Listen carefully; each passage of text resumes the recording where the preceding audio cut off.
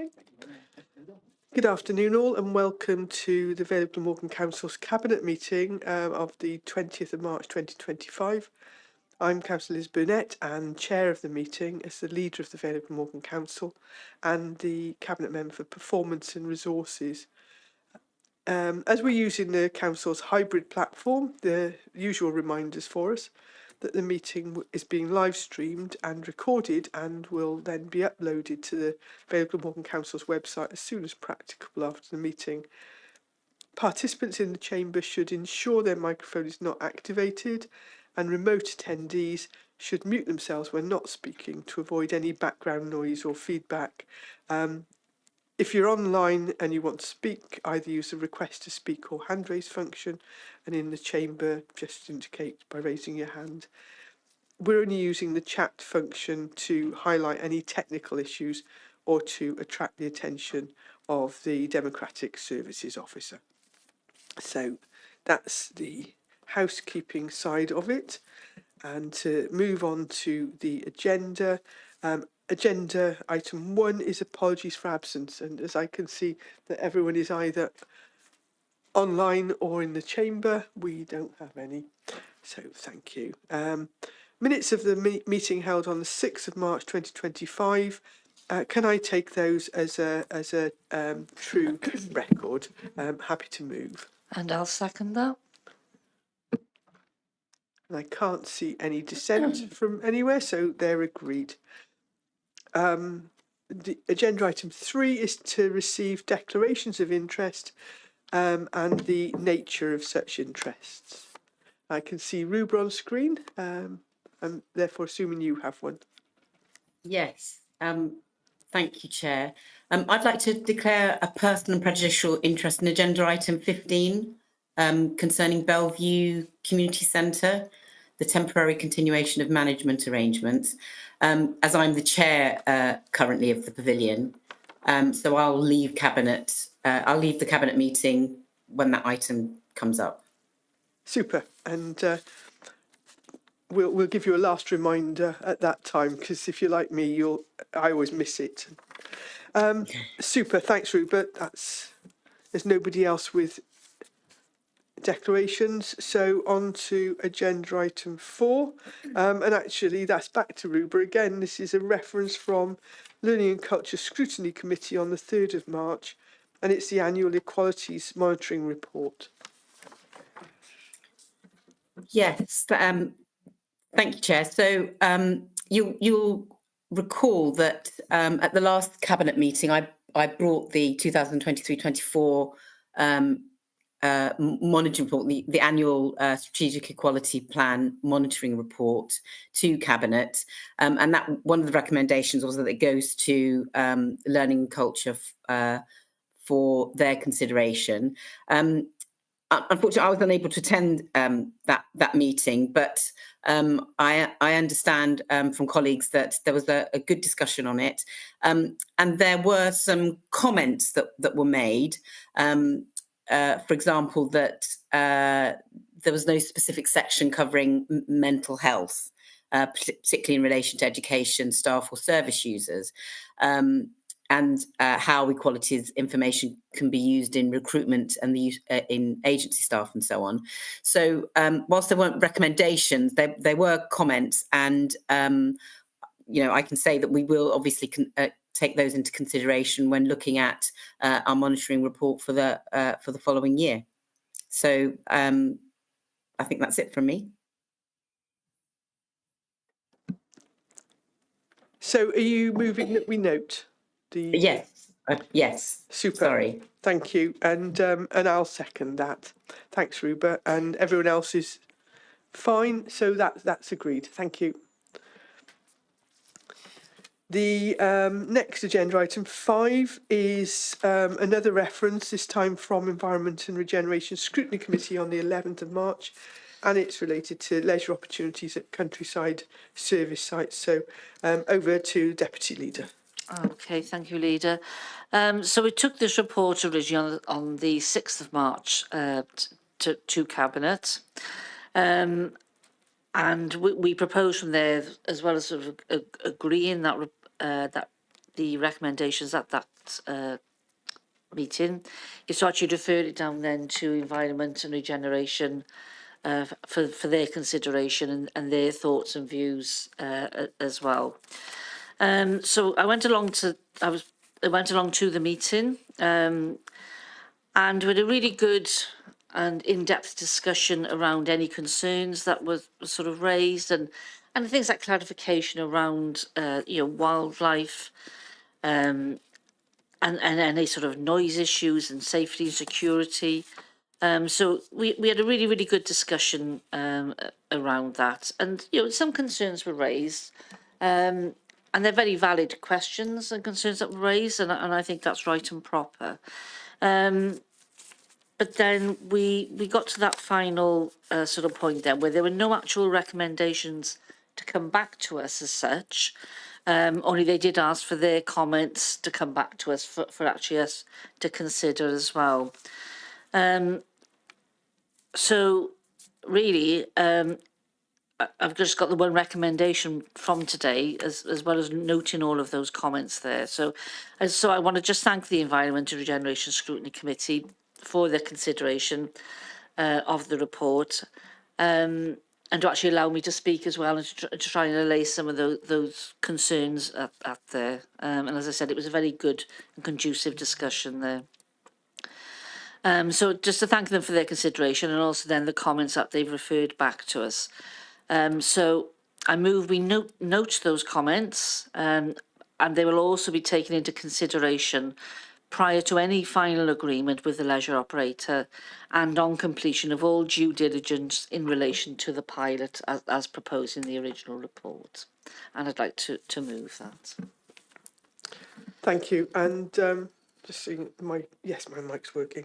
I think that's a sensible way forward. There were obviously a lot of concern voiced in the scrutiny committee, and we agree it's a much loved park, and it is essential that all due diligence is carried out before any signing of any agreement. So I'm happy to second. Thank you. Gone off again. And I can't see, it's all right, it should come back. No, it's just a bit slow. I went and switched myself off by accident. So I can't see any hands up or dissent, so we will agree that. The next report is actually a report of a meeting, and normally some not known facts coming out of this meeting. I would say this is over to the Cabinet Member for Neighbourhood and Building Services, who is, I think, still the chair of Cardiff Bay Advisory Committee. So it's the report of the Cardiff Bay Advisory Committee meeting on the 22nd of January. Over to you, Mark. Thank you very much, Leader. Yeah, we had another very interesting meeting on the 22nd of January. We covered lots of different things. The first sort of area we looked at was the report from the Harbour Authority. And we had quite inclement weather in January. And we cleared, they cleared 60 tonnes of debris since early January, which, given that, is 3 weeks. And that just shows you the amount of tonnage and waste that flows down to River Taff into the bay and the River Ely as well, to a certain extent. So really, it's quite clearly, a huge issue, and the amount of effort there is really quite commendable, all that clearing and everything. But they also, the Harbour Authority also do quite a lot of work with local schools on litter picks in the area and also promote environmental awareness. And I think children are really, really good at doing this. And also they encourage parents and also to promote litter picking and be aware of their environment. There's also a very exciting meeting, but it's for officers only. I just did some investigations, and it's on the North Atlantic Salmon Conservation International meeting, and it's going to be held in Cardiff Bay. So it's a real coup for Cardiff Bay to have this, and they're going to be looking at the salmon, and there's a really good website as well that people can look at and look for it. They also looked at barrage and locks maintenance. There's obviously regular maintenance on the fish pass. There's also new stop beams and lifting beams being assessed. And also, the Lock 2 is undergoing maintenance. And obviously, they're looking at pivot bearing replacement and valve tutor installation there as well. We then had a report from NRW, also known as Natural Resources Wales, where we looked at dissolved oxygen levels, which are stable, which is really, really good. So that's good for our fish as well. They're also looking at repairs to the Saleye sump drain as well. The good thing, though, is that we haven't had major pollution incidences around there, which is good. And we have no recent leachate issues from the old tip at Ferry Road, which is really, really good as well. We had a minor incident of oil on River Ely, but that had no impact upon our wildlife as well, which is good. And the Bowers Fish Pass is closed for winter maintenance. There's discussions underway to improve eel migration via bristle boards, which is also good to look at how it can improve the amount of migration of eels. And we also recorded large salmonoids, and we looked at 22. The really small ones, we cannot really possibly count. They're too small to count, but I heard there's quite a few going through, which is really good news, really. And there's also a discussion on the Channel View footbridge consultation. As you may or may not know, in Cardiff, there's going to be a new bridge across, and NRW have been advised on the environmental impacts and obviously looking at the fisheries there. We also looked at a meeting they had with ABP with Black Weir Canal and obstruction licence, and progress is later in 2025. And also there's been repairs. We had a bit of storm damage later on in 2024 at the Black Weir Fish Pass, and that's been repaired. Now, as you may or may not know, on the 1st of April 2025, it's Carver Harbour Authority's 25th anniversary. It's unbelievable, as though it feels like yesterday when it was constructed. And there's going to be a photographic exhibition called Behind the Bay. There's going to be a local school banner design competition. There's going to be collaboration with Lighthouse Theatre, Puddle Cymru and others. And there's a potential, although it hasn't been confirmed yet, a sailing regatta and water-based activities. And there's also going to be an anniversary themed bedding displays, drone photography and commemorative book. There's also going to be engaged with local historians, schools and stakeholders encouraged. So this looks to be a really interesting event. And I think, it's something that I'm sure we'll try and get involved as much as possible when we know a bit more coming up. I still don't know. I know it's 21st of April, but I should imagine the actual event will occur later on in the year. But once I know, I'll find out. And our next meeting is scheduled for April 2025. So I so move. Thanks, Mark. And I said that you'd have lots of useful and interesting information, so thank you for that. I'm happy to second, and everyone else is also in agreement, so that's super. So agenda item 7 is grants to charitable organisations, and it's a very short title, but it's for something that's hugely important.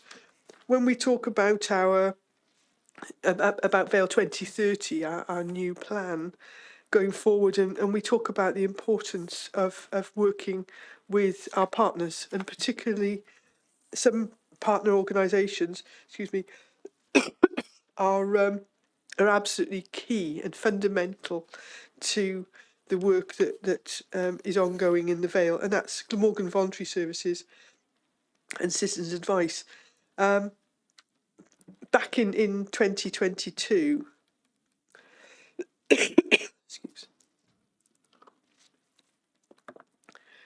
the council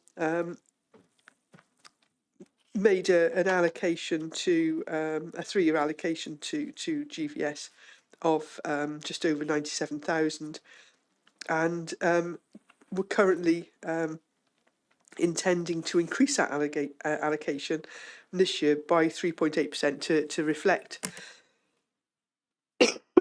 the settlement that we had from Welsh Government to £101,144. I'm just going to switch this off for a second when I cough.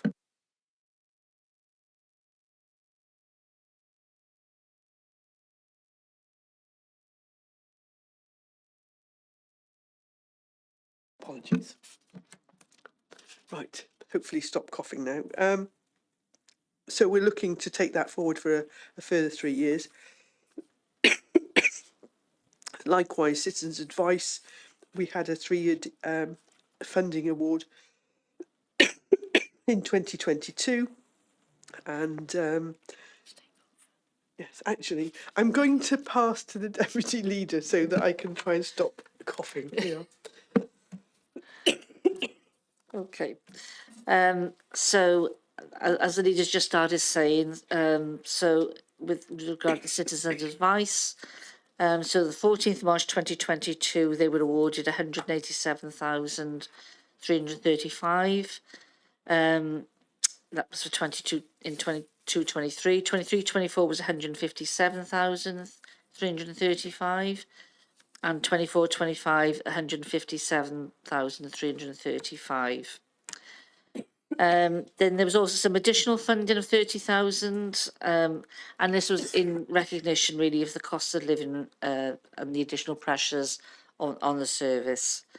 And then following this, then we've had a review of the service and then discussions between Citizens Advice and the council. We're proposing to continue the existing level of funding for 25-26, 26-27 and 27-28, and that's of 157,335. And then we're also proposing that a further 30,000 will be coming from our cost of living reserve for 25-26. And again, this is in recognition of the continuing demand for housing advice, which I think, we all see that firsthand about those pressures. And a further work will be undertaken in 25-26 to consider, the future provision of advice and support services. So we've actually got 2 recommendations. 3 recommendations. That's to be paying attention.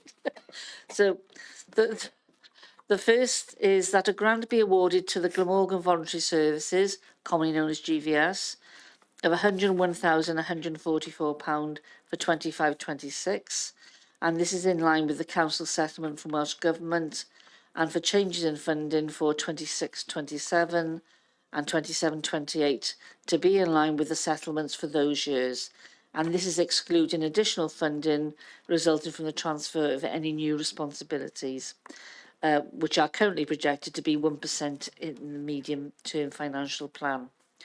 Should the council receive a negative settlement, the funding would remain as the previous year and increases would not exceed 5% in any one year. 2, that a grant be awarded to Cardiff and Vale Citizens Advice of £157,335 in 25-26, 26-27 and 27-28, with an additional payment of 30,000 for 25-26 from the cost of living reserve. And then last recommendation is that delegated authority be granted to the Director of Corporate Resources in consultation with the Monitoring Officer, Head of Legal and Democratic Services, and the Executive Leader and Cabinet Member for Performance and Resources to develop and agree service level agreements with Glamorgan Voluntary Services and Citizens Advice. And I'd like to move those recommendations.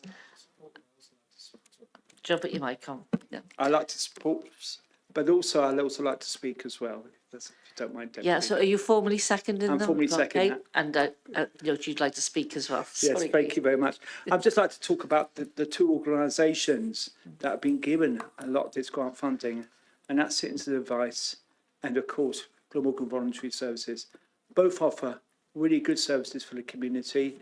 If you are, for example, for GVS, if you are a community group and you want to get advice and your turnover is less than £10,000, you can get free membership. And by getting that free membership, you can get a lot of advice from voluntary services. They also offer lots of courses. Some are free, but some are very low cost as well. And they really help organisations understand what they need to do, how to set up, how to apply for grant funding. And it's really good. And also they go to regular meetings as well of the voluntary sector joint liaison, which some members are part of. And also they do report on a regular basis to other groups as well. In terms of citizens' advice, they give lots of support, and they've been a good friend to the council for a long time, and clearly we are really keen to support them. So thank you, Deputy Leader, for offering me the opportunity to speak. Okay. I see no dissent from anybody else, so we're all happy to agree that. Lovely, thank you. Do you want me to carry on? No, I can just introduce. I shall just hand back over to the leader now. I think I can manage the odd sentence, so we're all right. We're up to agenda item 8, and thank you to Deputy Leader.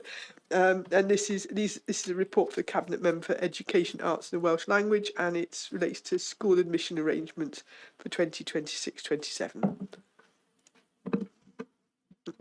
Okay, thank you very much. The purpose of the report is to advise Cabinet of the outcome of the consultation on the school admission arrangements for academic year 26-27 for admission to community schools in accordance with the Education Regulations 2006. So the background is that the Cabinet met on the 5th of December 24 to consider a report on the proposal to consult on the local authority school admission arrangements as required by the Welsh Government's School Admission Code from July 2013. Agreed admission arrangements must be in place in order to determine the allocation of places for the academic year 26-27. So the Council has a statutory duty to consult with governing bodies of relevant schools, all neighbouring local authorities, admission authorities for all other maintained schools in the relevant area, governing bodies of all other schools in the relevant area, such as community and voluntary aided schools.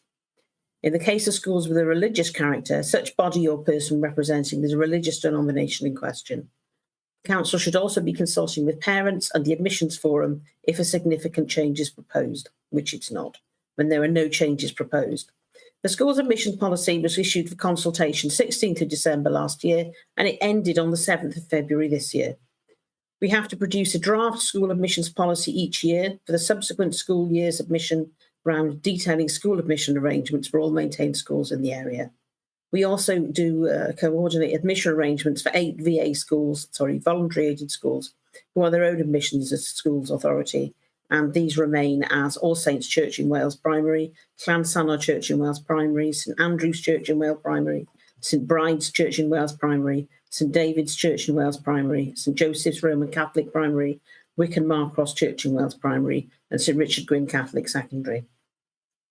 So we have a statutory duty to consult on school admission arrangements and to determine these arrangements for 26-27.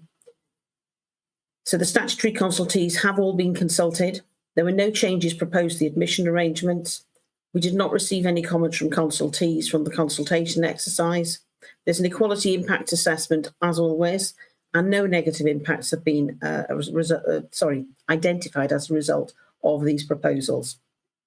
So there are 2 recommendations. The Cabinet considers the report and other appendices included, and that we approve the school admissions policy at Appendix A. I'd like to move those, please.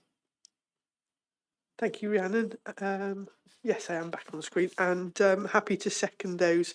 And with agreement from those in the chamber and online, that's agreed. Thank you. Thank you. And then your second report is in relation to future school improvement arrangements. So over to you again. Thank you. There have been, for some time, concerns about the delivery of the school improvement services and also about curriculum and professional learning support. This has been widespread across Wales, and particular concern has been the current arrangements don't sit well with local authority statutory responsibilities for performance. So there was quite a lot of overlap there. So Welsh Government undertook a national middle tier review of school improvement services. There are recommendations and guidance for local authorities to strengthen these arrangements across local, regional and national level. The government required high-level proposals from local authorities setting out plans for reconfiguring school improvement services by November of last year, and they needed detailed operating models early this year. And the new way of working will go live from September in this year. Cabinets in each of the 5 local authorities agree that professional learning and curriculum support should continue to be organised and delivered across the 5 local authorities within the Central South Consortium, the CSC, regional footprint.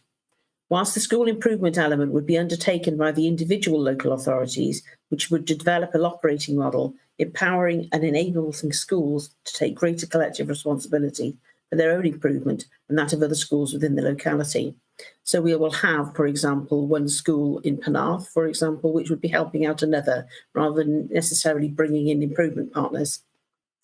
The middle tier review proposed a stronger national role in relation to some aspects of professional learning and curriculum support, and the proposals in the report reflect current understanding of what that will mean.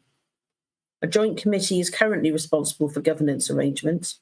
The characteristics of the joint committee and the legal agreement underpinning it include elected member representation from each local authority, with the managing director of CSC accountable to members of the joint committee.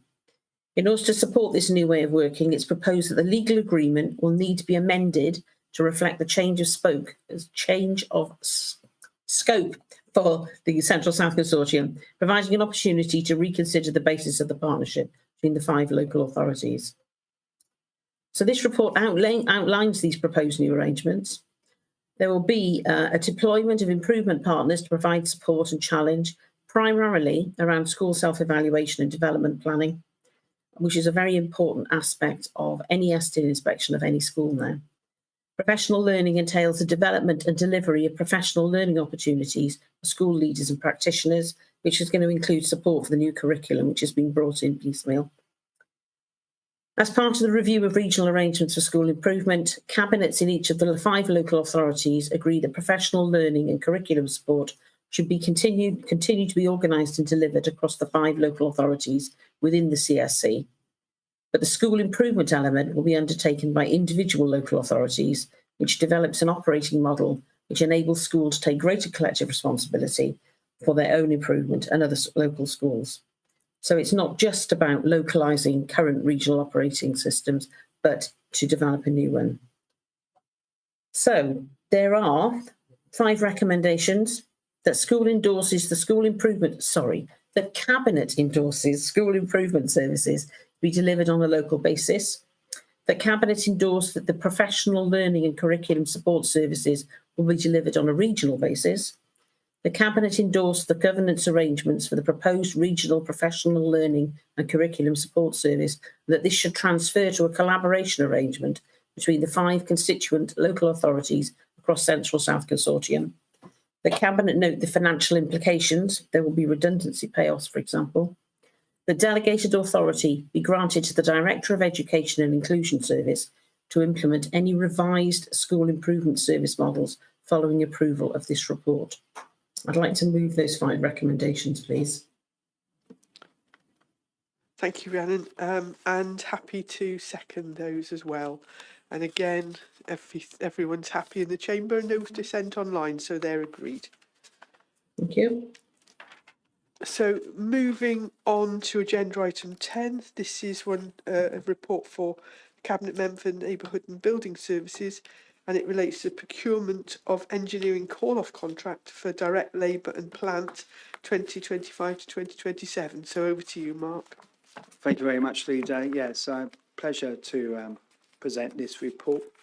And as the Leader rightly said, it's concerning procurement of a call-off contract for direct labour and plant for 25-27.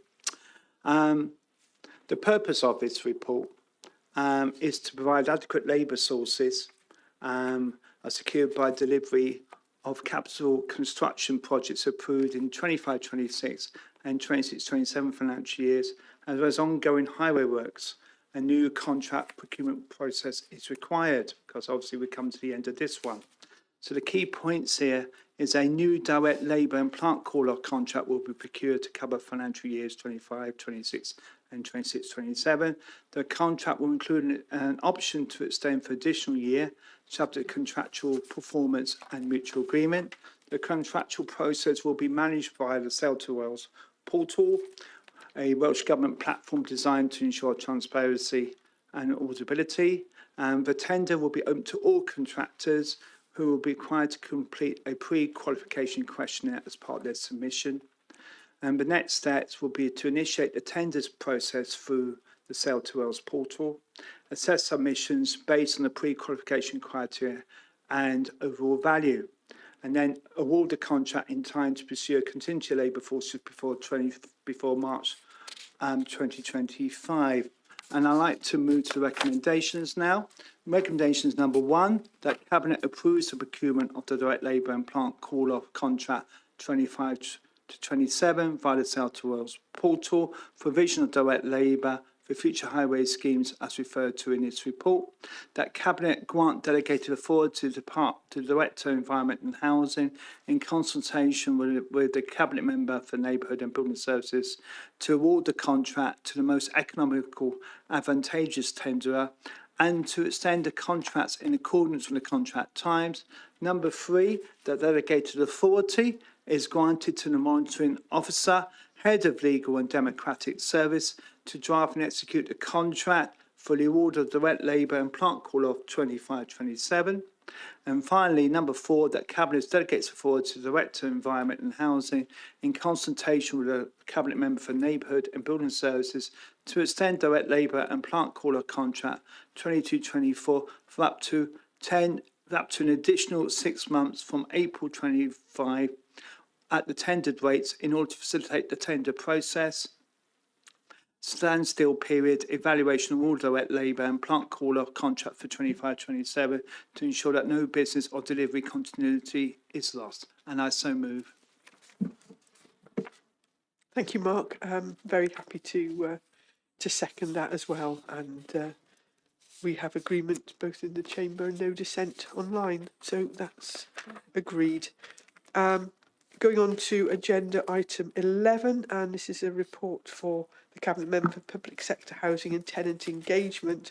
And this is a 2025 update to the Housing Support Grant Delivery Plan for the next 3 years. Over to you, Sandra.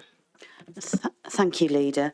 So, yes, as you say, it's the update for a housing support grant delivery plan for 22 to 25. So that, as we know, the Housing Support Grant HSG programme is the policy and funding framework for delivering housing-related support to vulnerable people in different types of accommodation and across all tenures. At a local level, the programme takes forward several strategic aims reflecting community safety and health and social care and wellbeing objectives.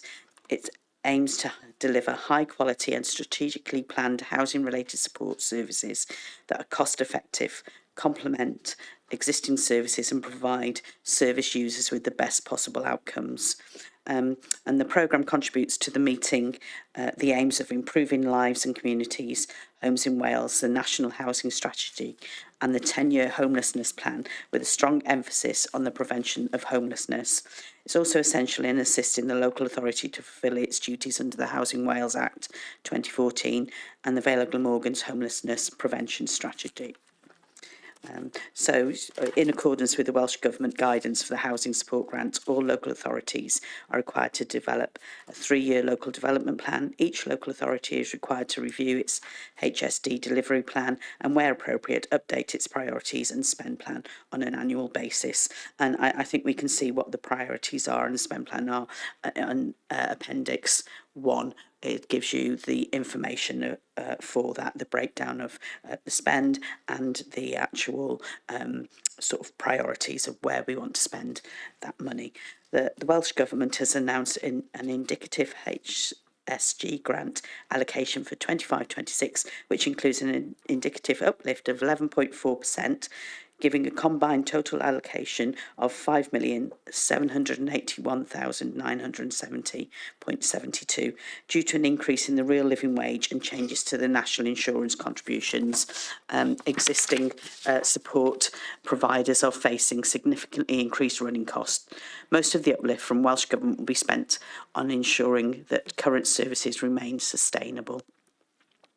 This 25 update to the HSG delivery plan 22 to 25 maintains the same delivery priorities as the original delivery plan. However, it features new service development priorities to reflect the changes in service provision and increased demand for supported accommodation. 25 update to the HSD delivery plan includes the updated plan for the financial year 25 to 26, which I think is agenda item 2, which requires approval before submission to Welsh Government. There are no direct resource implications associated with this report. All funding requirements identified for resourcing under the Housing Support Grant Programme is financed through grant funding from Welsh Government. But we need to note that, please note that the spend plan in this report is based on the indicative HSD grant award from Welsh Government. If Welsh Government changed the final HSG award for 25-26, a new spend plan and accompanying cabinet report will need to be submitted. And I have two recommendations, and they are that the 2025 update to Housing Support Grant Delivery Plan 22-25 be approved by Cabinet, and then two, that the Housing Support Grant Spend Plan 25-26 be approved by Cabinet for a submission to Welsh Government, and I move.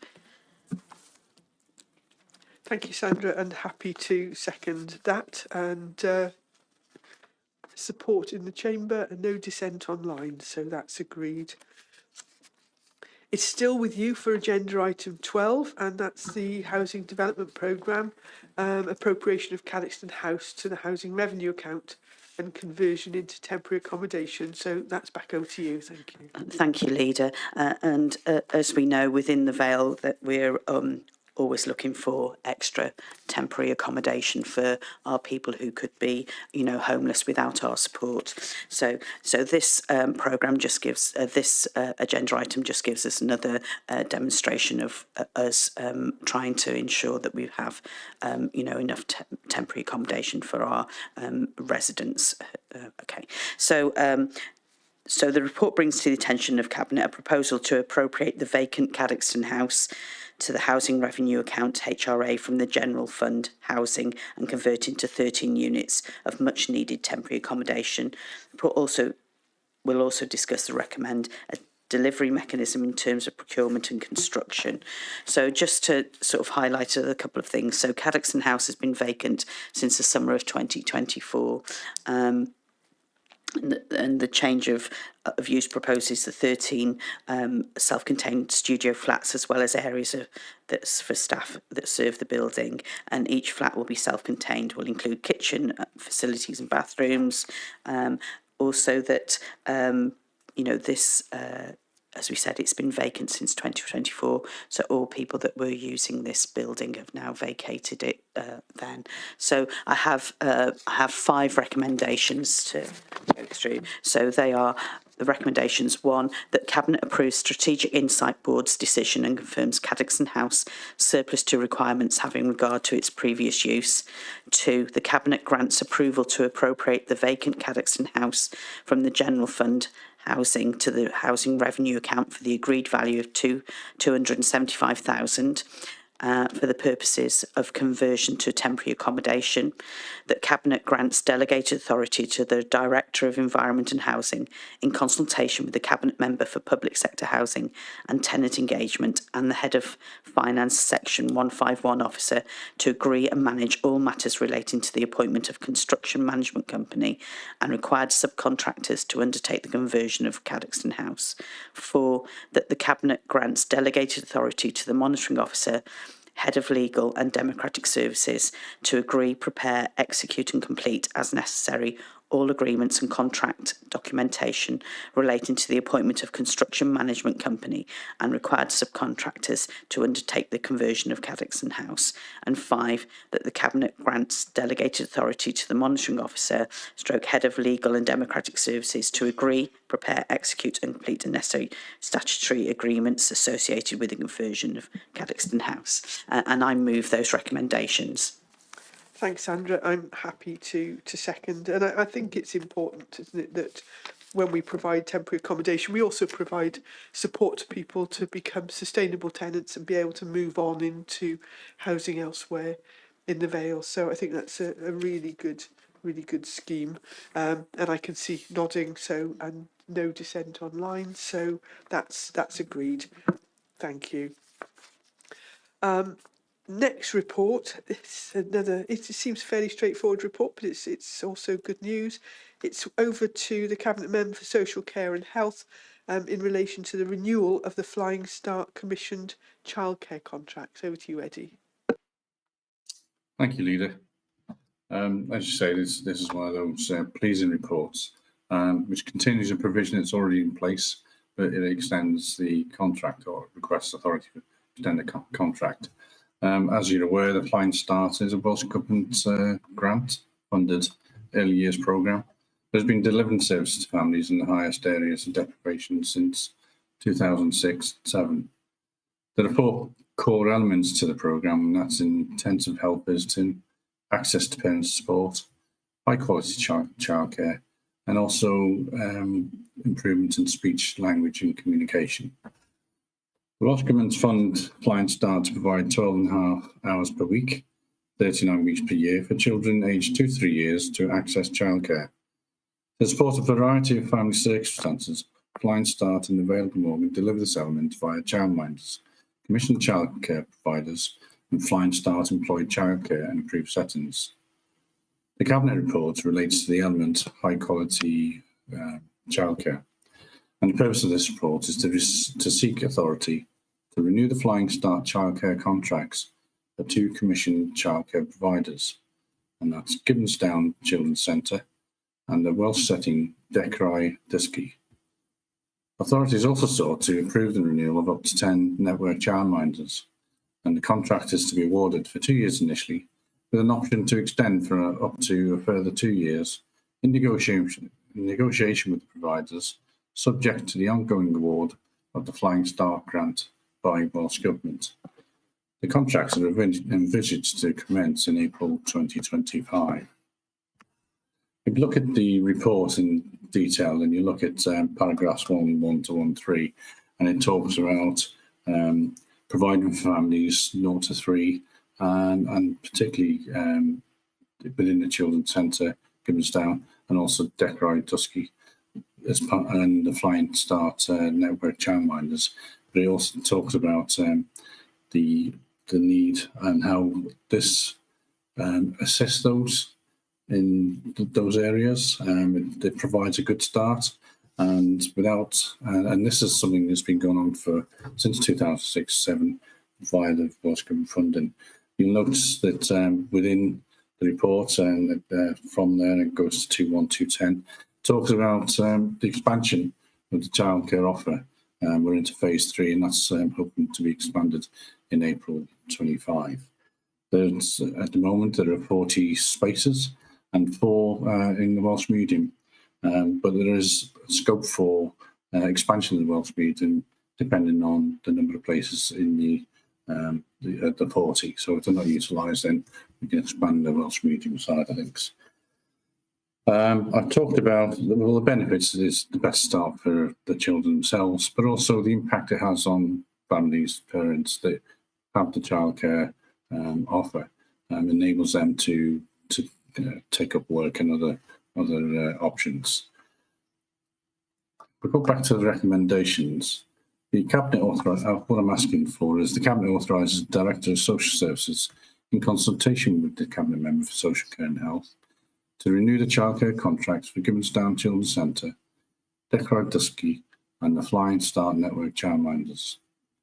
2. The Cabinet authorises the Director of Social Services, in consultation with the Cabinet Member for Social Care and Health, to award the contracts for the service for an initial period of 2 years, with an option to extend for up to a further 2 years, following the completion of the tender process. The Cabinet grants delegated authority to the Monitoring Officer, Head of Legal and Democratic Services, to prepare, complete and execute a contract with childcare and childminding providers. And 4, the use of urgency procedure set out in Section 1514 of the Council's Constitution be granted in order that contracts commence in April 2025. The use of the power, the urgency is recognising that we've only a few weeks left. We really want this contract in place, and there's the tender process to go through it. So I so move. Thank you, Eddie. I can see I've got a couple of hands up here, so I'll hand over first to Councillor Birch. Thank you. As always, I'm really happy to second these recommendations. As from my point of view in education, it's so important for children to have this early provision outside the home, because it makes it so much easier for them to transition into education later on. They're more easily settled. They're better able to take instruction and work with others. all of the longitudinal studies on this provision, whether we're talking about England, Wales, Sure Start, Flying Start, show that children who have these opportunities are better able to access education. And we know that for people in poverty and living in deprived areas, or even in other areas, all areas actually, that this provision means that they have a leg up in the educational system. And also it all makes it easier for children who may turn out to have difficulties or special needs, that they are earlier identified and provision can be made for them earlier in the system. So I'm happy to move the recommendations. Thanks, Rhiannon. And Ruby, you wanted to come in as well. Yes, thank you, Chair. I've heard this report, Eddie. It's essential, as Rhiannon's just highlighted, that children have the best start in life, and this really fits very nicely into my report, which follows, because this is about equality. This is about creating fairer communities where people do have, they can start, people can start, have a better start in life. And we know that all research indicates that children who do have early education, early interventions from the very first year of life onwards, fare better later on in education and in life. And I know that my children, all of my children, benefited from Sure Start and had an amazing start to their educational life. So I wholeheartedly support this report.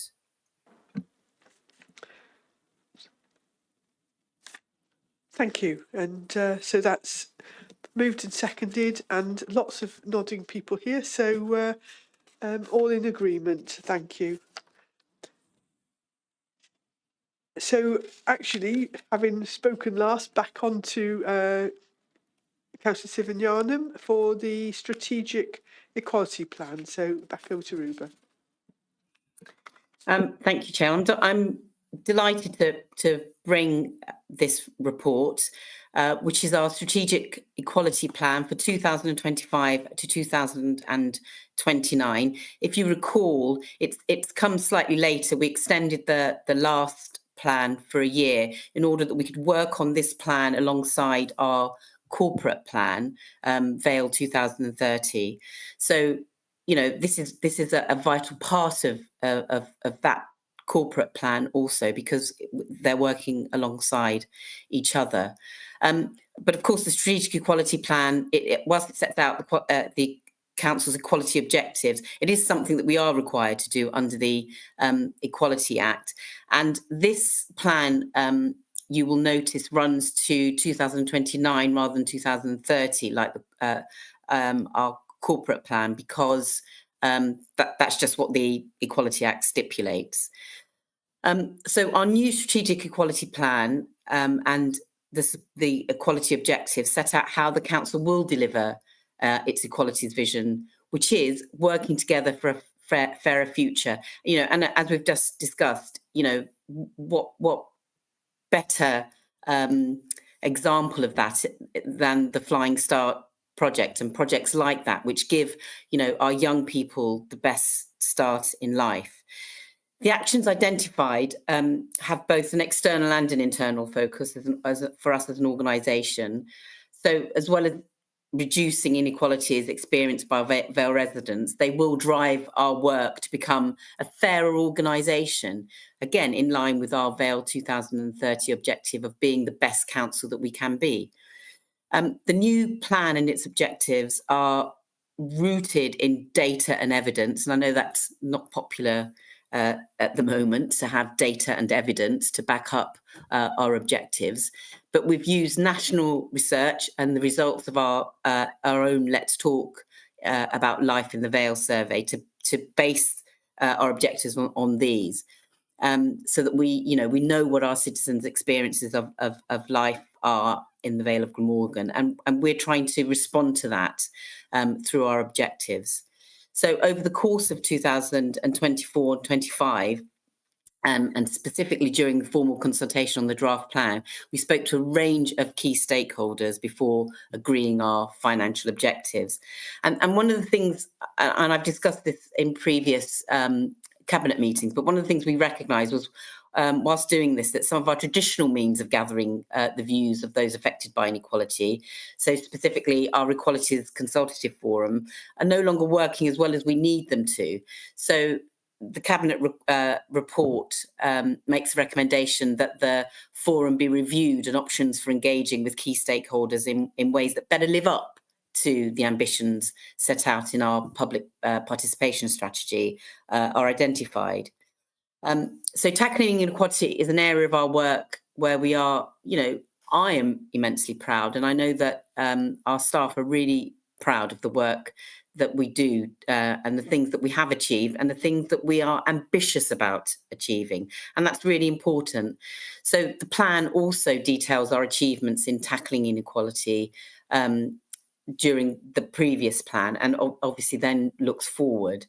And that parallel, the working alongside our corporate plan, as I say, is very important. And you'll see that in the appendices. I think it's probably Appendix B, where we're showing the actual plan. We've stated, for example, one of our our corporate plan objective, and underneath that we've talked about what we want to achieve in the strategic equality plan. So, for example, if I give you an example, in the Vale 2030, just randomly, Objective 3 talks about giving everyone a good start in life. So then in the Strategic Equality Objective 3 is to give everyone a fairer opportunity for a good start in life. And again, we can talk about Flying Start, but there are other projects going on in the Vale. So we've made some really remarkable achievements, which I'm really proud of, and I feel we're being ambitious as we were in our corporate plan. We're being ambitious for our strategic equality plan. So, Chair, I've got two recommendations. So the first is that Cabinet approve the revised strategic equality plan for 2025-29, and that's contained in Appendix A, and the equality impact assessment actually is at Appendix B, so that's a correction. So the actual plan is at A, and the equality impact assessment is at Appendix B. And secondly, that the review of the Equalities Consultative Forum be completed and reported to Cabinet with recommendations for increasing the effectiveness of the Council's mechanisms for engaging with those with protected characteristics and the voluntary and advocacy groups representing them. So I would move those recommendations, please. Thank you, Ruba. I'm very happy to second that. Sometimes it can feel as if we do things because we have a statutory responsibility to do so. And, I think the equality duty came in about 2010. So it's quite a long time ago. But actually, this is about looking at the Vale, the makeup of the Vale, who lives here, what their needs are. And very much so in the line, as you said, of Vale 2030. How can we provide the best services to the people of the Vale if we don't know who they are and what their needs are? So this is absolutely essential work that we're taking forward, and the closer that we can get to providing services that are perfectly suited to individual residents of the Vale, then the better we will be. So, as I said, happy to second that, and everybody else is happy here, and no dissent online, so that's agreed. Thank you. Right, hang on, I'm going to come back on. The final agenda item today is the Bellevue Community Centre, the temporary continuation of management arrangements. We just need to double check that Councillor Sivanyanam has left the meeting, as she declared an interest.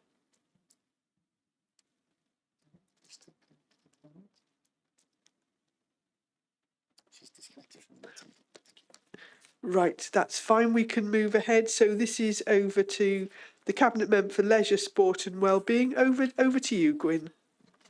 Thank you, Leader. Permission is sought to extend the interim management arrangements at the Bellevue Community Centre with Big Fresh Catering Company. This will allow time to consider future management arrangements at the community centre that will be subject to a separate cabinet report that is presently being prepared. The 1 year period of requested extension includes a 3-month break clause to allow for a handover if required. Whoops, that's better. A bit of background on this one. On the 15th of August 2023, authority was delegated by way of emergency powers to the Director of Environment and Housing in consultation with myself and the leader and Chief Executive to enable the new community centre at Bellevue to open as soon as possible. This was approved by way of emergency powers and as reported to Cabinet on the 21st September 23. These arrangements were subsequently extended in September 24, again via emergency powers being reported to Cabinet on the 5th of December 24. The report stated the following: emergency powers were sought to negotiate and grant a further licence to Big Fresh Catering Company to extend the interim management arrangements and licence agreement to enable the community centre at Bellevue in Penarth to continue to operate until 31st of March 2025. The use of the emergency powers was sought as the Council did not currently have any formal arrangements in place for the long-term management or operation of the community centre.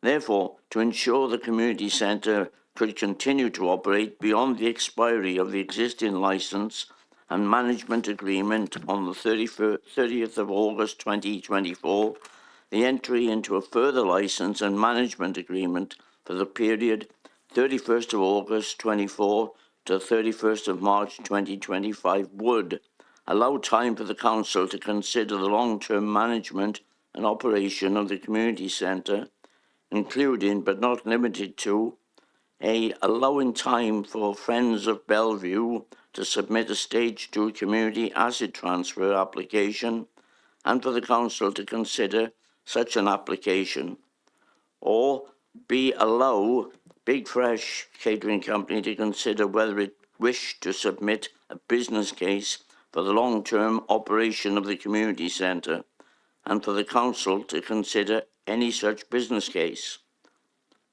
Friends of Bellevue submitted a Stage 2 community asset transfer application in late 2024.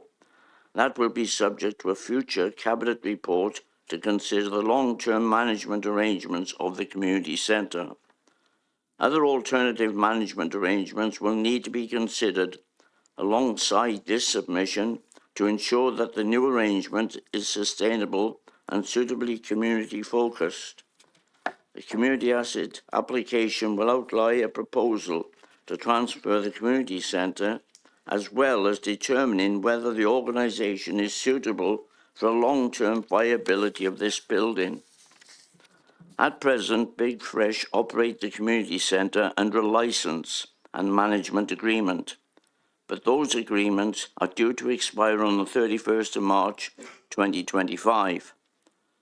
As well as operating the community centre, currently Big Fresh are considering putting forward a proposal to manage the community centre on a long-term basis. Big Fresh are preparing a draft outline business case, which, subject to internal approvals, they have indicated will be submitted to the Council for consideration. If submitted, this would also be subject to a future Cabinet report. To allow us sufficient time for the community asset transfer application to be concluded and for any other possible management options to be considered, a continuation of the existing interim management arrangements with the Big Fresh is required. It is proposed that the new agreements will include break clauses at 3, 6 and 9 months on 1 month's written notice to ensure that if the community asset transfer application or any other management option is successful, that the agreements can be terminated in a reasonable time frame and with a sufficient time for all parties to conduct an appropriate handover of responsibility.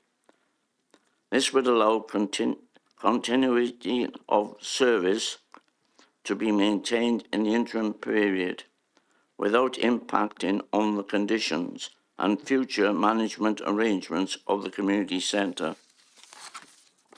So we have the following 6 recommendations to make today, Leader.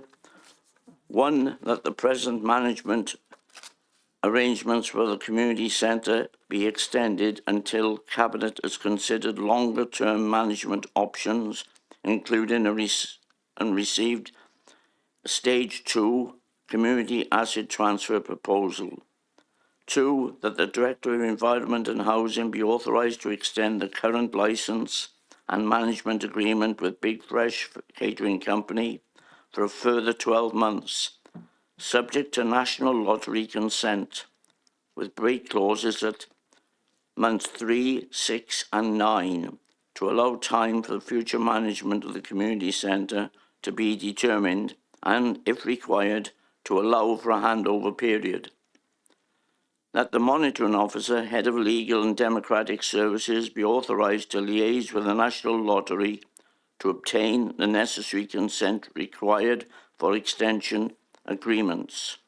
And 4, that the monitoring officer, head of legal and democratic services, be authorised to draft, complete and execute all necessary paperwork to effect the completion and the extension agreements with Big Fresh Catering Company.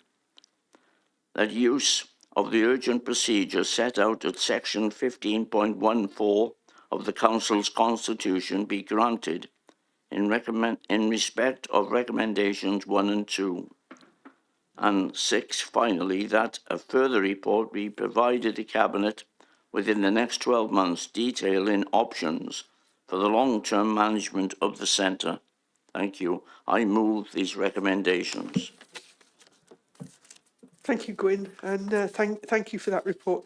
Yes, it's really important that we get the right result on this. It's a really super community centre, and more than that, I think it's got really excellent disabled facilities. The changing place within the community centre has meant that there's I think it's a Wednesday afternoon live at home club, so that people with disabilities can attend. So really interested in working with those parties that want to take over the centre, and hopefully during the next year we can move forward to find the right result. So very happy to second that as well, and I can see lots of people nodding, so we are okay there and no dissent. So those recommendations are agreed. Well, I don't have any urgent items today, and I don't have any part 2 items, so I will just bring the meeting to a close, and thank you all for your attendance, and particularly thank you to the Deputy Leader for rescuing me. If I can just ask the Democratic Services Officer to confirm that the live stream and recording have been stopped.